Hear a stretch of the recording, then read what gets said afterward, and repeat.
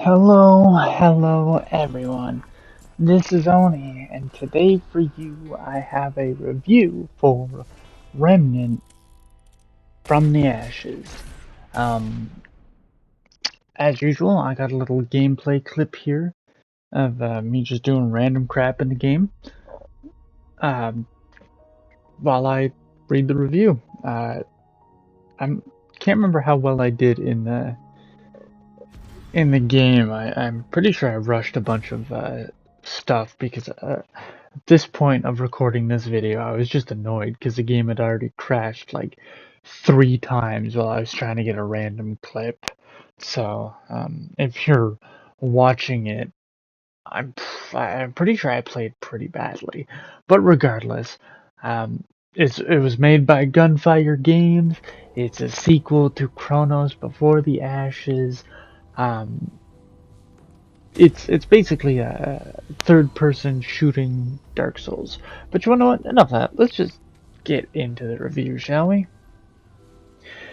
When the world is destroyed by an evil force known as the Root, it is your job to find out how to defeat it. But as you're on your way to a place known as the Ward, your ship gets caught in a storm and you end up on the beach. Luckily, you end up where you want to be, which is Ward 13, and you have found survivors that were taking refuge.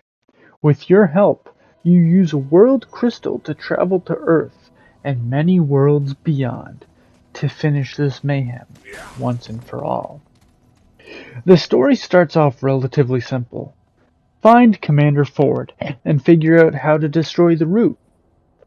I was expecting it to get a bit deeper than this, but it only does that when it comes to the lore. The story under the surface is fantastic and does some excellent world building.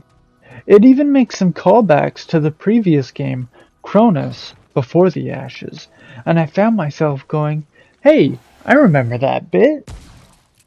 But I played the game so long ago I couldn't remember the finer details.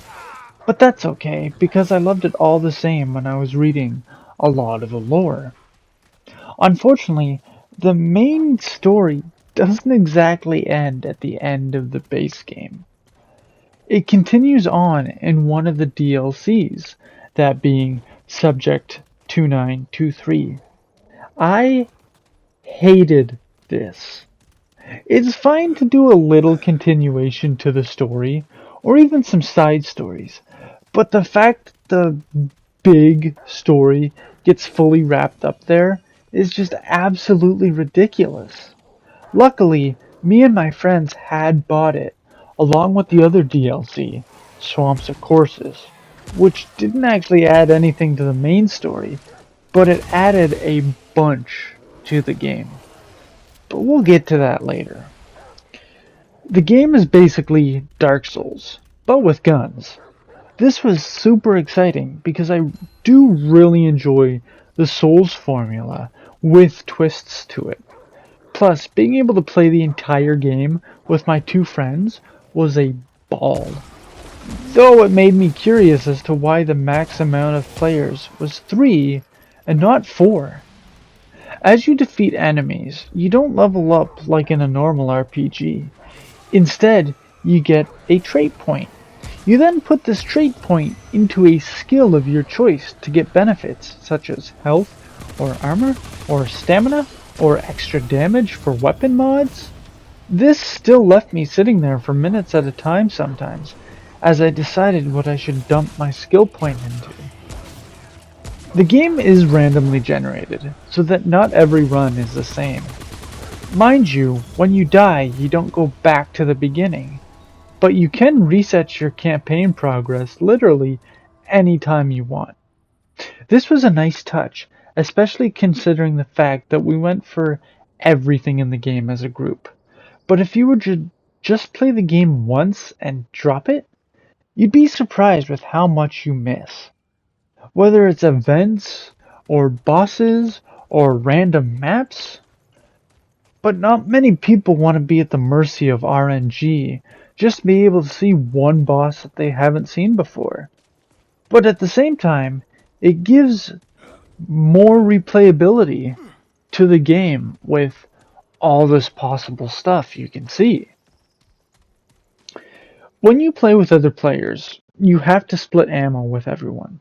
So if there's only one thing of ammo left on the ground, you have to see who needs it most. This was a fun way to make sure that we were all geared up properly, and everyone even had their own roles. I took on the role of support, so the mods on my weapons healed instead of doing damage.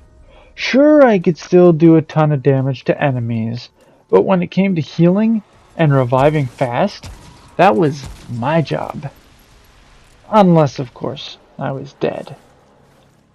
But for some enemies, you can't simply dodge backwards to avoid their attacks. You have to dodge forward or sideways. And with how many enemies there are, it was a little hard to remember all the attacks. So sometimes death came easily. The game was surprisingly tough, even on normal difficulty. We expected to rip through it, but a few areas were harder than we thought they'd be. But considering the game scales for every player in the game, it did make sense.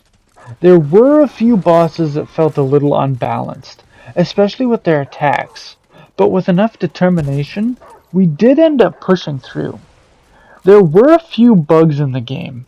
At least once per session, someone was bound to crash, and if the host crashed, the game wouldn't do a host migration. This was especially annoying during the survival mode, which is basically just a boss rush and comes in the Swamps of Courses DLC. Wanting to get at least 10 bosses in this mode because of trophies and achievements means a lot of luck. You start with nothing. Every run. If your team fully dies, you start at level 1 with nothing. This was aggravating in its own right, as sometimes the game would give you some of the hardest bosses right away. Thanks, RNG. And there was almost no way you had the firepower to deal with them in a timely manner, considering every 6 minutes the world gets harder. Plus, when you kill a boss, it adds a minute and a half to that timer, so you lose even more time against you. As I said too, with no way to have host migration, if something happened with the host, the whole run was a complete wipe. You can't even join mid-run either. Sure, this adds a bit of extra pressure to it all, but is it worth it? This was a terrible choice for a DLC pack, and it honestly should have just been a free update. But the pack itself did expand a whole area and add a slew of new bosses. I loved this game for what it was, and it was a ball in co-op. Do I wish some of the modes were balanced? Yeah, of course.